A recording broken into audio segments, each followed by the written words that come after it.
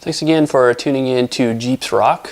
I would like to show you today the next installment of the Alta Cargo Rack by TeraFlex.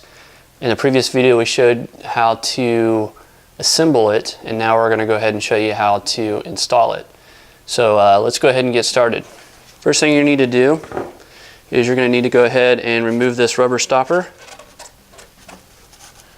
and then remove these 4 bolts, 1, 2, 3, 4, and the final one will be over here on the passenger side. And if you're saying, hey, I don't have these bolts and I don't have this and this, well, that's because these are required for the Alta Cargo Rack to be installed too. So you still have to have the TeraFlex Hinged tire carrier and also the adjustable spare tire carrier as well. And it's a mount that allows you to do 33, 35, and I believe it's 37 inch tires, and I'm running 35. That's where I have my settings here.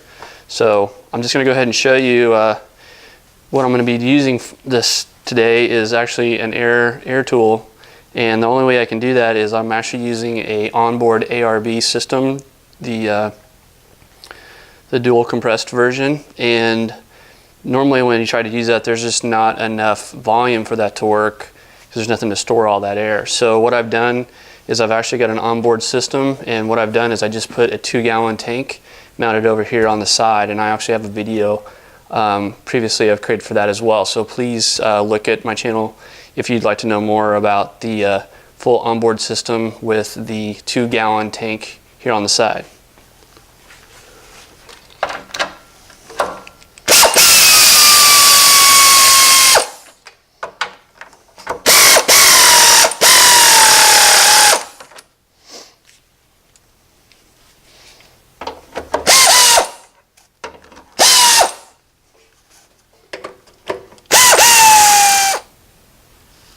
And just like that, removing those 5 bolts from earlier, putting them back in, it's done. Just kidding, got a few more steps to go. Okay, the next step that's required is we need to reinforce this bracket right here. So what we're going to do is take this long spacer, bolt, and a washer, and then this is the bracket. So once you put that spacer back here, that'll allow it to fit right here.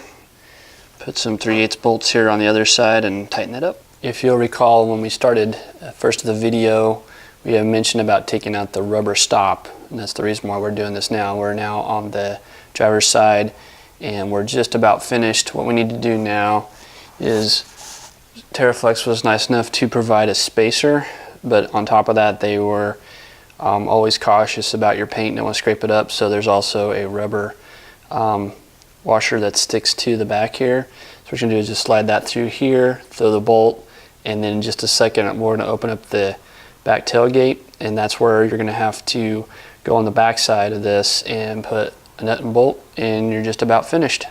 Okay, now we have opened the back hatch with everything tied in. Now it's safe to open up the hatch, and what we need to do now is take down this vent cover.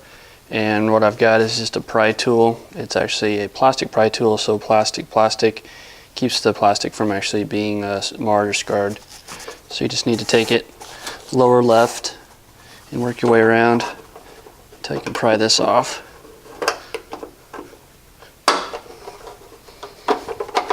I did say left, I wasn't able to get it, so I started with the right and then worked my way around.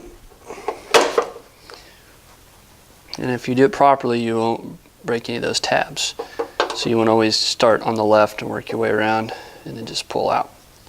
So now what we're going to do is get access behind there so that we can get our hands in there, put the nut and bolt through, which we already have, and we're just going to put a washer and a nylock nut, and try to make this as thorough of a video as I can. So just so you can see what we're doing, just a minute ago we put that bolt through the spacer, and this is where it comes out of. Again, we didn't drill any holes. This is actually where that stopper would come from the factory. So TeraFlex once again was thinking outside the box. No reason to have to drill any more holes. Again, this is a straight bolt-on product, and